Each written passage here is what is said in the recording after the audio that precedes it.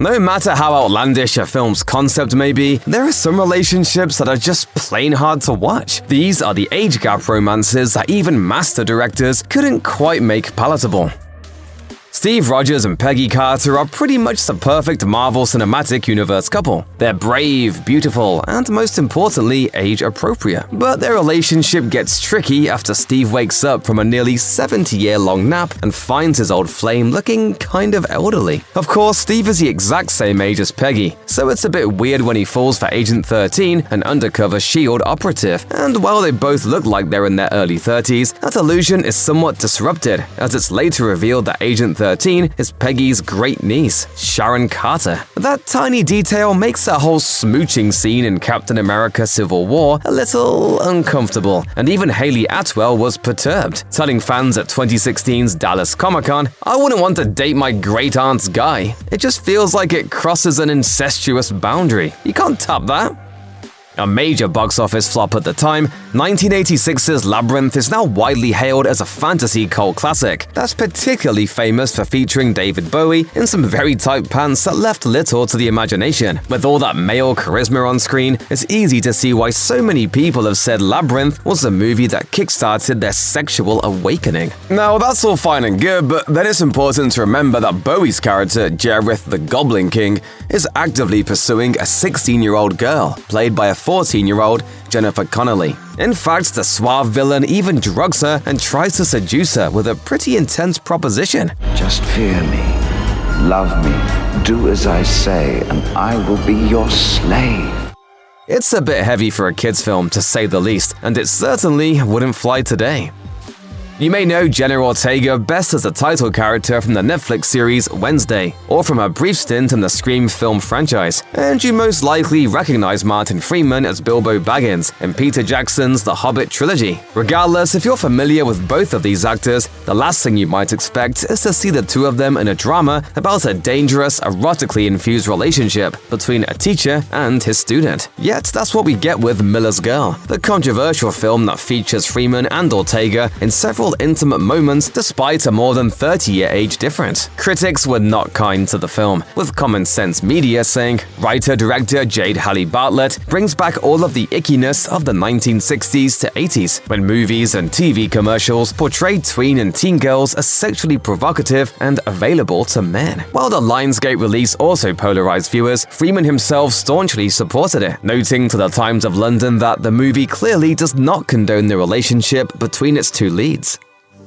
More than 15 years before donning his Iron Man suit, Robert Downey Jr. earned an Oscar nod for his performance as legendary silent film actor and director Charlie Chaplin in Richard Attenborough's 1992 biopic, Chaplin. As the film reveals, the real-life Chaplin was a complicated guy and something of a ladies' man. Unfortunately, one detail the film highlights is the fact that the silent film actor liked his ladies on the young side. Chaplin's taste for underage girls becomes pretty apparent early in the film, when he marries a 16-year-old child actress named Mildred Harris.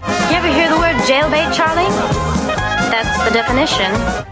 In both real life and the movie, Chaplin would then go on to marry another 16-year-old and a 25-year-old woman before the 50-something comedian finally settled down with an 18-year-old. It all gets weirder when you realize Harris's actor, Mila Jovovich, was only around 16 years old when she landed the role. While this fact certainly increases the awkwardness of a character's nude scene with the 20-something Downey, at least that particular sequence was filmed with a body double in Jovovich's place.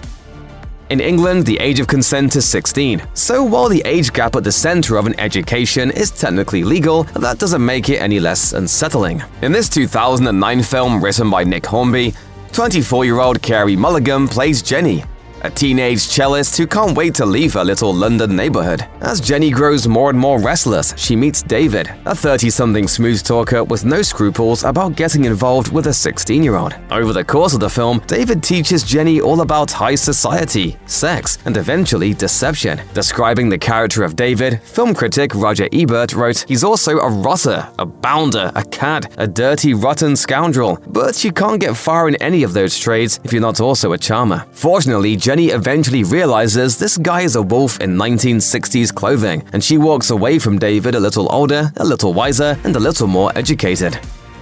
It's the sad fact that Peter O'Toole never won an Academy Award that wasn't honorary, even though he was nominated 8 times. The final of those nominations came for the 2006 movie Venus, in which O'Toole plays Maurice Russell, an aging actor in his 70s who looks like death warmed over. But things take a turn for Maurice when he's introduced to his friend's niece's teenage daughter, played by Jodie Whittaker. As critic Song Yong Cho wrote on RogerEbert.com, Maurice is a, quote, fabulous dirty old man, and while he's physically incapable of sex, that's not going to prevent him from spending time with a pretty girl. Of course, Whittaker's character isn't sexually interested in Maurice, but as the film progresses, the two do form a sort of bond, regardless of their whopping age gap. It's kind of sweet, but also undeniably skeevy. Regardless of how hard it can be to watch, the performance does provide proof that O'Toole is one of the greatest actors of his day. Movies often pair aging actors like Jack Nicholson with much younger women, so it's kind of refreshing that Hello, My Name is Doris has Sally Field chasing after a much younger guy for a change. In this 2015 comedy directed by The Big Sick and the idea of Hugh Helmer, Michael Showalter, Field plays a 60-something eccentric who, following the death of her mother, lives the life of a loner until a self-help speaker inspires her to pursue her 30-something co-worker, John. Sadly, things get uncomfortable as we realize that John just isn't interested. Unfortunately, Doris is blind to the truth and spends her time dreaming about romantic episodes with her decades younger love interest. All of this culminates in one of cinema's most cringeworthy confessions of affection, one that'll leave you feeling absolutely awful for both Doris and her unrequited crush. Whether in comic, cinematic, or animated form, Scott Pilgrim vs. the World is one of those pieces of media that just seems cursed to be chronically misunderstood by audiences. One thing many viewers can agree on, however, is just how uncomfortable it is to watch the titular character's utterly imbalanced relationship with Knives Chow. In the mysterious land of Toronto, Canada, Scott Pilgrim was dating a high schooler. The central problem is, of course, the age gap. While Scott is a 22-year-old for whom adulthood has long since reared its head, Knives is a 17-year-old high school student who idolizes Scott. Because Scott is sheltered and emotionally arrested, he believes he can pass himself off as being on Knives' maturity level, even as all his bandmates, his sister, and his roommate insist that he's being delusional. Unsurprisingly, he shrugs off Knives' feelings after falling for Ramona, blithely cheats on both girls simultaneously, and then discards Knives a moment is convenient for him. It takes a whole movie for both Scott and Knives to understand the extent to which he has taken advantage of her throughout their relationship. Thankfully, the movie itself is never less than sharply aware of that.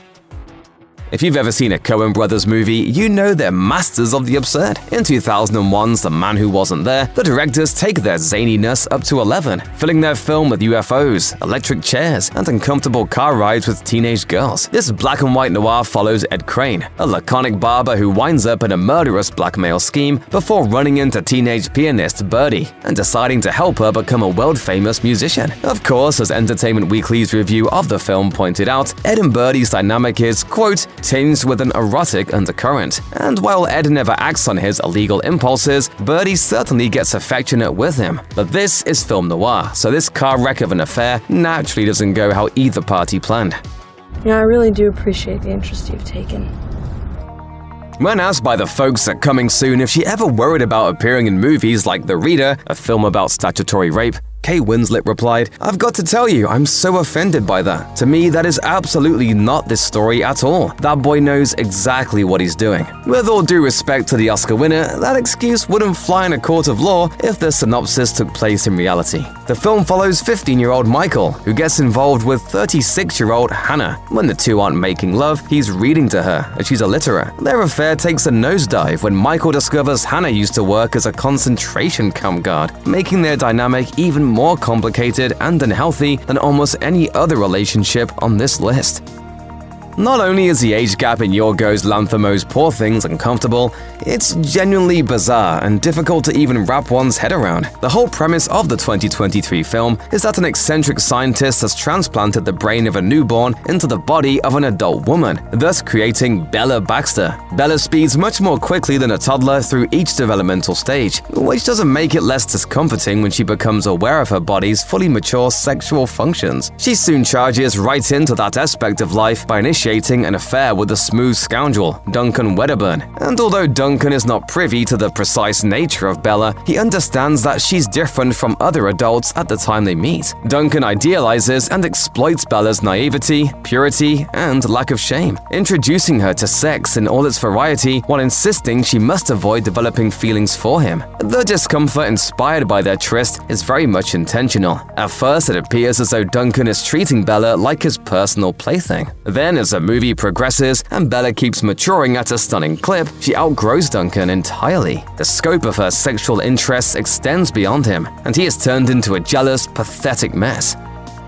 An illegal, inappropriate, and ultimately abusive relationship is at the heart of 1980's Raging Bull, another film that is widely acclaimed as one of cinema's all-time greats. In the film, Robert De Niro plays Jake, a professional boxer with heavy hands and a short temper. As with many Martin Scorsese masterpieces, this 20-something pugilist is every bit the angry, unsatisfiable animal that the title suggests. So when he spots 15-year-old Vicky at the city pool, he decides right then and there that he's going to have her. Never mind the fact that he's already married. At first, Vicky is only too happy to hook up with a middleweight mauler, until she realizes that his jealousy is all-consuming and that he doesn't stop swinging once he steps out of the ring. Their relationship starts from the wrong place and only goes downhill, mirroring Jake's fortunes and forcing the audience to bear witness to some nearly unwatchable atrocities. A lot of films about romantic relationships between adults and teenagers leave the exploitation factor implicit. Sometimes it even appears externally as though things could be functional, with at least a pretense towards a love that seems genuine and fair before things slowly seep into the more unseemly aspects of abuse and exploitation. Then there are movies like Sean Baker's Red Rocket, in which the grown-up's love extends to pressuring the teenager into embarking on a career in porn. If it's not clear just from that description, 2021's Red Rocket is very much one of those movies that doesn't shy away from taking the full measure of a horrible person. Mikey Davies, a former porn star and current floundering deadbeat, is an all-around nightmare of a person. But he doesn't reveal the depths of his cynicism until he starts going out and having sex with a rudderless Strawberry, a 17-year-old clerk at a local donut shop. If the idea of a middle-aged man romantically and sexually preying on a minor troubles you, buckle up, for he also intends to prey on her professionally. Mikey views Strawberry as his ticket back to glory in his former industry. While incisive and scathingly funny as a character study, Red Rocket gets harder to watch the more vividly it paints its main character. If there's one movie where the discomfort of the central age gap is a key component to the emotional tension, it's 2019's Babyteeth. The Rita Carney-scripted, Shannon Murphy-directed Australian indie stands out mightily from the past decade's crop of teen cancer weepies by posing a truly complex question. If your 16-year-old daughter was dying, would you allow her to relish her last chance at love in the arms of an irredeemable older man? The way that the characters of Babyteeth navigate that conundrum proves consistently surprising and compelling. Miller, the younger party, is aware of the messiness, but struggles to push through it. Her parents continually challenge and circumvent their own instincts to grant Miller what will make her happier and more fulfilled in the time she has left. Miller's in a very vulnerable situation.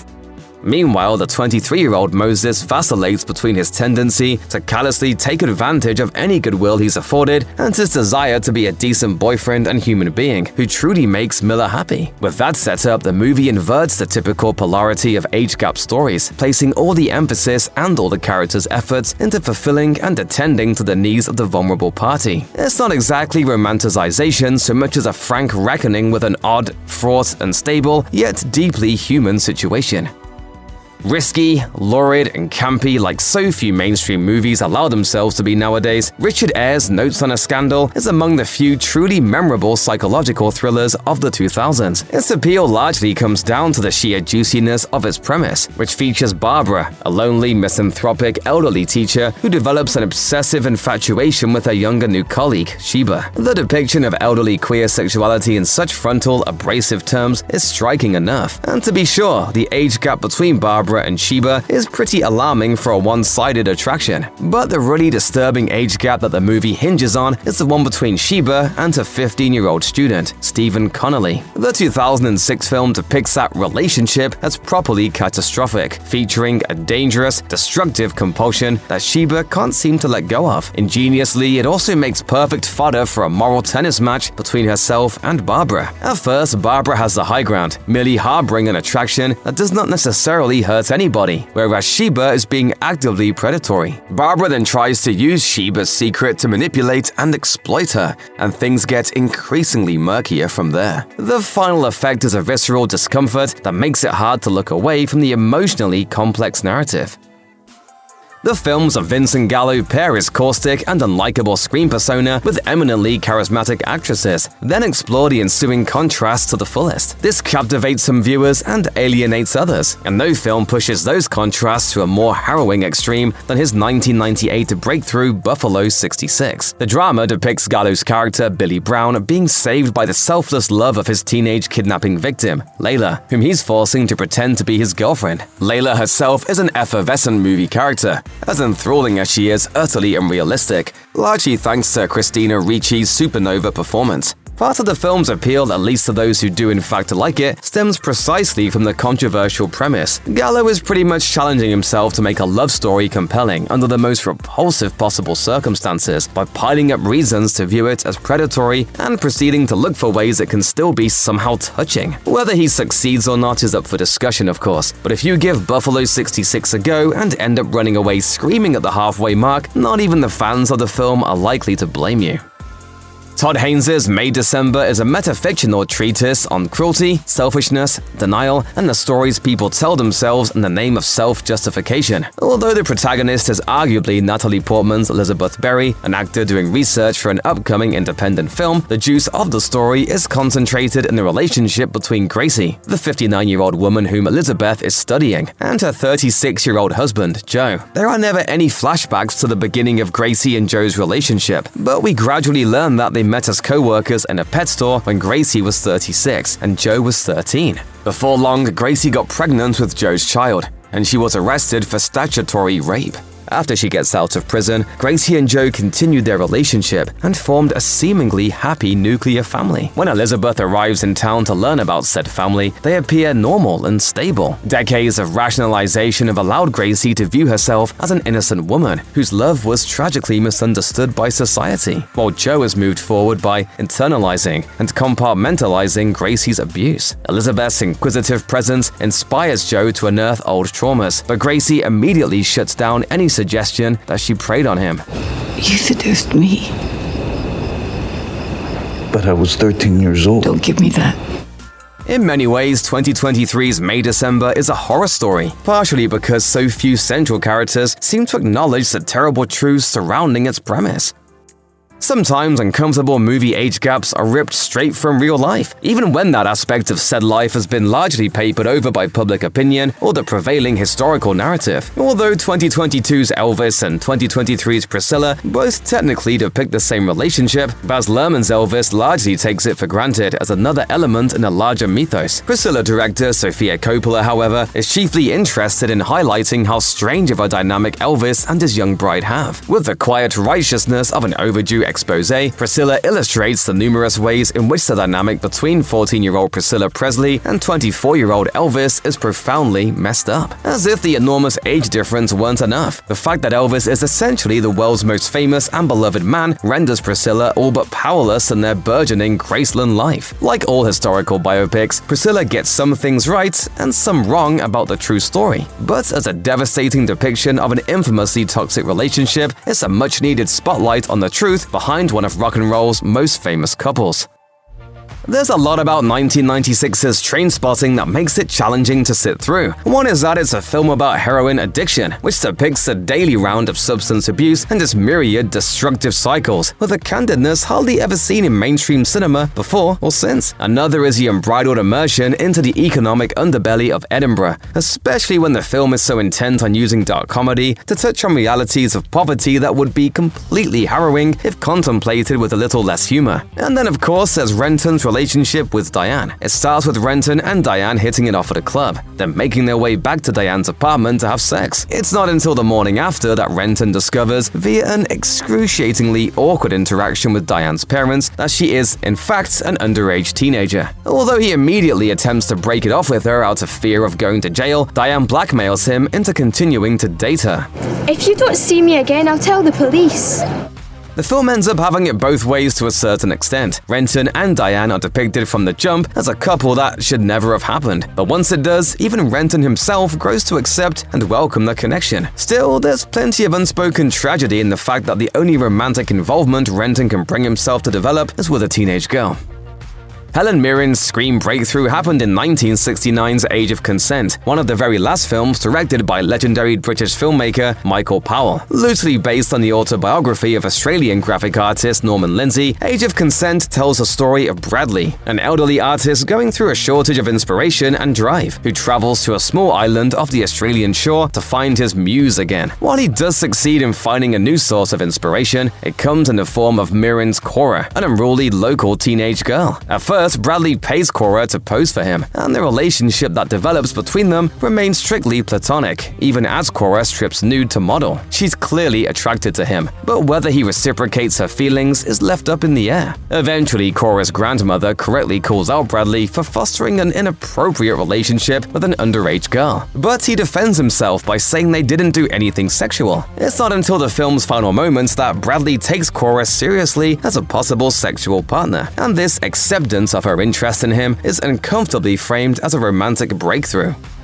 The most shocking thing about 2023's Last Summer is how non-shocking it is, at least in presentation. French director Catherine Breillat is a master of provocation and taboo breaking, and she's responsible for countless disturbing movie scenes. Last Summer, however, is much more of a subliminal nightmare, initially disguised behind a facade of romantic languor. From the outside, it could probably pass for an amiable romantic comedy in the international section of Prime Video, except for the glaring elephant in the room that is the affair between a stepmother and stepson. The film follows Anne, a successful and respected Parisian lawyer with a happy family, who risks it all by embarking on a torrid affair with her 17-year-old stepson, Theo. What first seems like a complex sexual dynamic with an oscillating power balance soon reveals itself to be an act of full-blown exploitation on Anne's part, as she uses every resource at her disposal to secure her advantage over Theo when things begin to turn awry. It's a deliberate, deceptive, and ultimately gut-wrenching film about the forest that passion's fire can consume. A lot of Paul Thomas Anderson's Licorice Pizza is perched right on the cusp of full-on creepiness, depicting 15-year-old Gary Valentine's relationship with 25-year-old Alana Kane as a friendship first and foremost. The 2021 movie avoids fully tipping its hand for most of its runtime. As friendships go, it's hard to deny that Gary and Alana's is anything but a tender, captivating relationship between two people in different stages of life, somehow bonding over their shared directionlessness and fear of the future, even when they feel jealousy or desire for each other. Such feelings can almost seem incidental and secondary to their connection. In the end, though, they do wind up together, and their age gap acts as a centerpiece to their big climactic argument. And while the film certainly doesn't try to sweep the controversy around the subject under the rug, it doesn't act as quite the impediment to the character's happy ending as it ought to. You could describe the title character of 1995's Mr. Holland's Opus as a frustrated individual. Sure, deep down in his heart, he loves teaching kids about music, but he only took the job to make ends meet. Well, like most people, I only got my teaching certificate so I'd have something to fall back on, and now I have. His true goal in life is to compose classical music, but that hasn't been working out so well. Things at home aren't that great either, as he's growing distant from his wife and struggling with the fact that his son was born deaf. So when a charming student auditions for his upcoming Gershwin review, the middle-aged Mr. Holland suddenly gets his groove back. The girl serves as his musical muse, but the situation gets trickier when the clearly infatuated student asks her gray-haired teacher to run off with her to New York. Unlike some similar figures on this list, Mr. Holland does gently turn her down. However, it's clear he seriously considers the option, adding an uncomfortable layer to a dynamic that's already a little more intimate than it should be.